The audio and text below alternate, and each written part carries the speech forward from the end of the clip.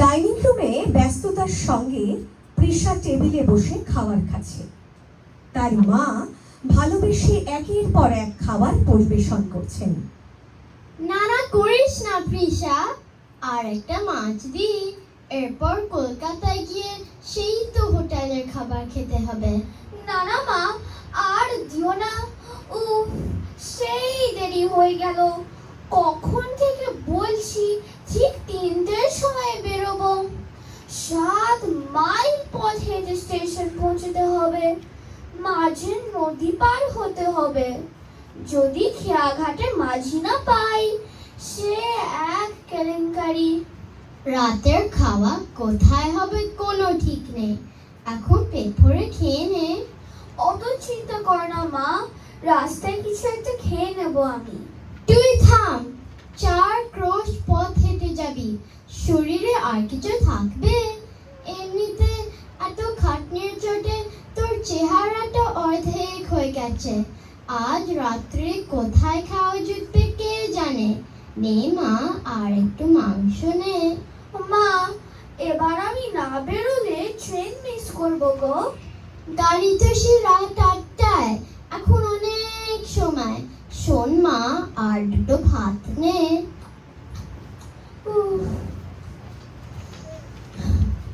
এই খেয়ে নড়ার ক্ষমতা নেই।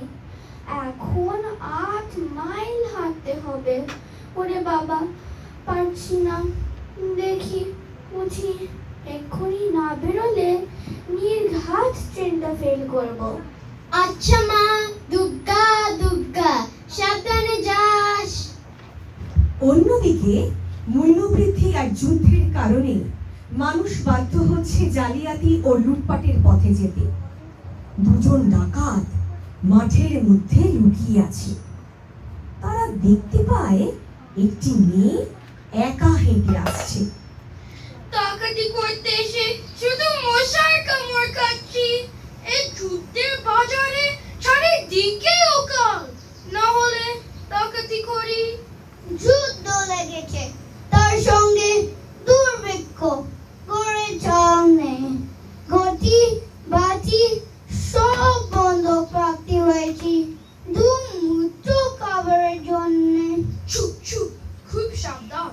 ওই দেখা যায় একজন এদিকে আসে, মনে হয়েছে টাকা কড়ি আছে সঙ্গে। কেমন মেমের মতন দেখতে, আজ ঠাকুর মুখ তুলে চেয়েছেন। আজ হয়তো কিছু খেতে পাবো। কি বললো বিশ্বে? আরে রে রে রে রে, যদি প্রাণে বাঁচতে চাস তো সব দিয়ে দে। টাকা পয়সা কড়ি সোনা দানা সব বের করে দে। আরে রে রে রে রে। দাদা, ডাকাত! ওরে বাবা, যা আছে সব নিয়ে নে। তোরকে নাই প্রাণে মারিস না। বিশ্বে ভালো করে খোঁজ তো, দিদি কোথায় কি লুকিয়ে রেখেছে। এই দিদিদের কিচ্ছু বিশ্বাস নেই। ব্যাগে কি আছে খোলো দেখি। এই দেখ বাবারা, যা আছে তোরা নিয়ে নে। আমায় আমায় ছেড়ে দে। উল্টো দিক থেকে পৃষা হেঁটে আসছে মাঠের দিকে। অর্ধেক রাস্তা পার হয়ে এসেছি। দুপুরের খাওয়াটা দারুণ হয়েছে। ট্রেনের তারা না থাকলে জমিয়ে ঘুম দেওয়া যেত। আরে, ওটা লোক ওখানে কি করছে? কাছে গিয়ে দেখি তো। একা একটা মেয়েও আছে মনে হয়। ডাকাতি হচ্ছে নাকি? এই, কে রে তোরা? কি ভেবেছিস কে তোদের সর্দার? আমি দিদি ভাই দিন কিছু খাইনি। না হয় কত পয়সা দেন। না খেতে পেয়ে পেটে জ্বালায় ডাকাতি করা ছাড়া আর কি করব? কে কাজ দেবে আমাদের? তাই তোরা দিনে দুপুরে ডাকাতি করবি? আয়, পয়সা খাচ্ছি। যা, পালিয়ে গেল। আমার নাম আরুষি। উফ, কি সাংঘাতিক সাহস তোমার! ওইরকম ভীষণ চেহারার ডাকাতদের তুমি একা কেমন ভয় দেখালে? আরে না না, না খেতে পেয়ে দেখছো না কেমন শুকনো কাঠির মতো চেহারা। তুমি তেড়ে গেলেও ওরা পালাতো। না না, সে তুমি যাই বলো, তোমার সাহস আছে, সে বিষয়ে কোনো সন্দেহ নেই। আচ্ছা আচ্ছা মানলাম, কিন্তু তুমি যাচ্ছ কোন দিকে?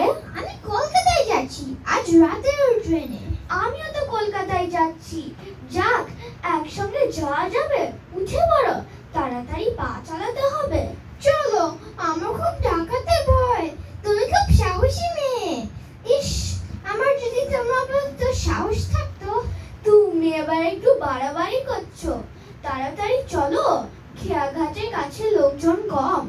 আরে কোনো চিন্তা নেই, মাঝি না থাকলে রাত মাঠে কাটিয়ে দিয়ে কাল সকালে ট্রেন ধরবো। সে কি, মাঠে রাত কাটানো? অসম্ভব। না না, ও আমি পারবো না। আচ্ছা, সে দেখা যাবে, চলো এখন। সন্ধ্যার সোনালি আলো ধীরে ধীরে নদীর জলের উপর ছড়িয়ে পড়েছে। হালকা ঠান্ডা বাতাসে চারদিকের পরিবেশ হয়ে উঠেছে শান্ত আর মনোরম। এদিকে পৃষা আর আরুষি নদীর ধারে হাঁটতে হাঁটতে একটি নৌকার খোঁজ করছিল। ও মাঝি ভাই, ওপারে যাব, কেউ আছে নাকি?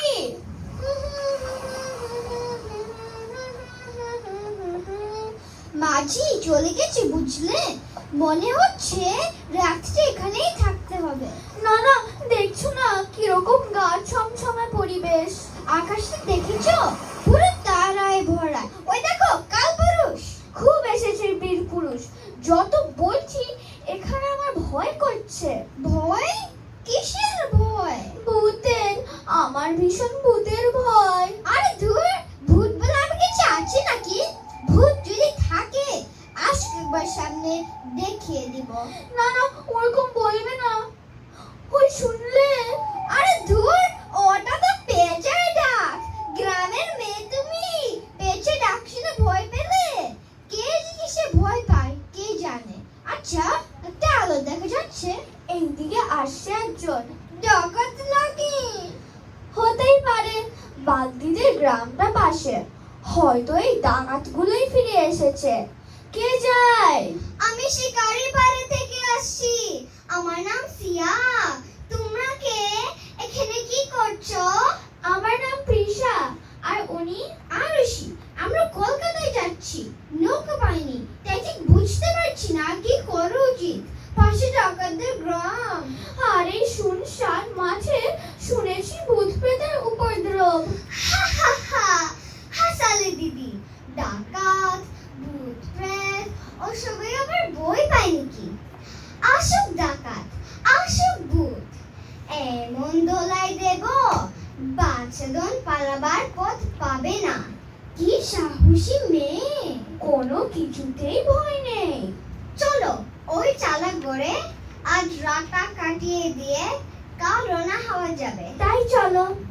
এই বইটাই হলো মানসিক ব্যাপার, ওগুলোকে বেশি পারতে দিতে নেই। তা হবে। হ্যাঁ, ওগুলো মানসিক রোগ। বেশি মাথায় তুলে চেপে বসবে, চালার করে ঘুমিয়ে পড়বো সবাই মিলে। শেষ পর্যন্ত ছোট্ট চালাঘরটিতে রাত কাটিয়ে দেয় তারা। সারা রাতের ক্লান্তি গভীর ঘুমে তলিয়ে গিয়েছিল সবাই। সকালে উঠে তারা পৌঁছে যায় স্টেশনে, কলকাতায় রওনা হওয়ার উদ্দেশ্যে। রাতের ঘুমটা বেশ ভালোই হয়েছে। অনেক রাত অব্দি গল্প গুজব করে ভালোই লাগলো।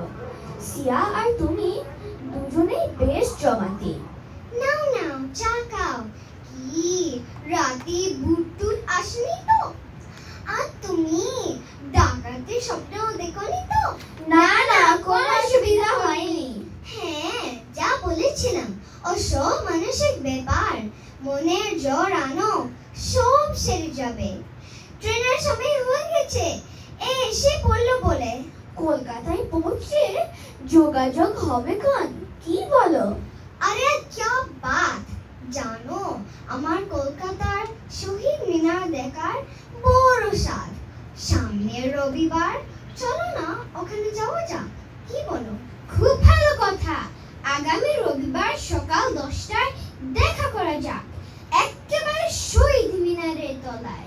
শহীদ মিনারে ওঠার জন্য লালবাজার থেকে অনুমতি নিতে হয়। আমার এক মামা কাজ করেন ওখানে।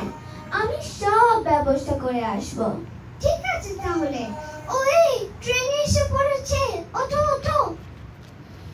রবিবারের সকাল। কলকাতার ময়দান তখন মানুষের কোলাহলে ধীরে ধীরে জমে উঠছে। দেখা করার কথা ছিল 3 বন্ধুর। আরুষি, এদিকে। আরে কখন এলে? এই তো এলাম। তৃষাকে দেখছি না। এই তো এসে পড়েছি। টিকিট, অনুমতিপত্র সব আছে। চলো যাওয়া যাক ওই দিকে। টিকিট? ঠিকই আছে। ভেতরে মেজান। ওরু সিঁড়িতে উঠেন। উপরে যান। আচ্ছা ভাই, ইমিনার কত উঁচু? কে তৈরি করলো? 100 বছরের বেশি আগে ইংরেজ সেনাপতি অক্টরুনি সাহেব এর স্মৃতিতে তৈরি। 150 ফুটের উপর উঁচু আর 223টা সিঁড়ি। দেখে সিঁড়ি। কিন্তু আমি ভাবছি 100 বছর পুরনো, অথচ কি মজবুত গাঁথুনি। অন্ধকার, সাবধানে চলো। একটা আলো থাকলে ভালো হতো। আহা, কি সুন্দর দেখাচ্ছে উপর থেকে। ওই দেখো হাওড়া ব্রিজ। গঙ্গার উপর কেমন সুন্দর লাগছে। আর এই আর্মেনিয়ান ঘাট। ওই দেখো ভিক্টোরিয়া মেমোরিয়াল। নিচে লোকগুলো কি ছোট্ট ছোট্ট দেখাচ্ছে। কি বৃষা, ছোটবেলায় পড়া কবিতা মনে আছে? একদিন রাতে আমি স্বপ্ন দেখিনু, চেয়ে দেখো বলে যেন বিদু। চেয়ে দেখি ঠোকাঠুকি বর্গা করিতে, কলিকাতা চলিয়াছি নড়িতে নড়িতে। হাওড়া ব্রিজ এক মস্ত সে পিছে, হ্যারিসন রোড চলে তার পিছে পিছে। দেখো দেখো, ঠিক সেরকমই লাগছে না? তারপর আমাদের মনুমেন্টের কথাও লিখেছে। মনুমেন্টের দল যেন খেপা হাতি, শূন্য দুলাই সুর উঠে আছে মাটি। ও কি সিয়ার কি হলো? ওরকম করছে কেন? শিগগিরই আমায় ধরো, আমি পড়ে যাব। মনুমেন্ট পাগলা হাতির মতন দুলেছে। সে কি? পড়বে কেন? এত উঁচু রেলিং রয়েছে, পড়বে কি করে? ওই পোলকা রেলে ধরে রাখতে পারবে না। ভয়ঙ্কর ভাবে সবকিছু দুলেছে। সিয়া, কি বলছো? এই শক্ত রেলিং কি সাংঘাতিক শক্ত, দেখছো? দোহাই তোমাদের, ওরকম জোরে চাপে নিয়ে দেবে না। দেখছো না কিরকম দুলেছে? এ বোধহয় ভূমিকম্প হচ্ছে। আচ্ছা মুশকিল তো, কোথাও কিছু নেই তাও ভয় পাচ্ছো? ভূমিকম্প হচ্ছে, আমি পড়ে যাচ্ছি। আমায় ধরো, দমকলে খবর দাও। ভয় পেয়েছে এতক্ষণে, কিন্তু কিসের ভয় সেটা বুঝে যাচ্ছে না। উচ্চতার ভয়, ইংরেজিতে বলে ভার্টিগো। সিয়ার ভার্টিগোর ব্যারাম আছে। সিয়া, মনের জোর আনো, চোখ খুলো, একটু গরম কফি খাও। সিয়া, মনে রাখবে, ভয় পাওয়া এক ধরনের মানসিক রোগ। আর এই রোগের সঙ্গে মোকাবিলা করার জন্য চাই মনের জোর। এটা জানতাম যে ভয় পাওয়া তো মানসিক রোগ, কিন্তু আজ হারে হারে টের পেলাম, অর্থাৎ উপলব্ধি করলাম। যাই হোক বন্ধুগণ, আজ থেকে আমরা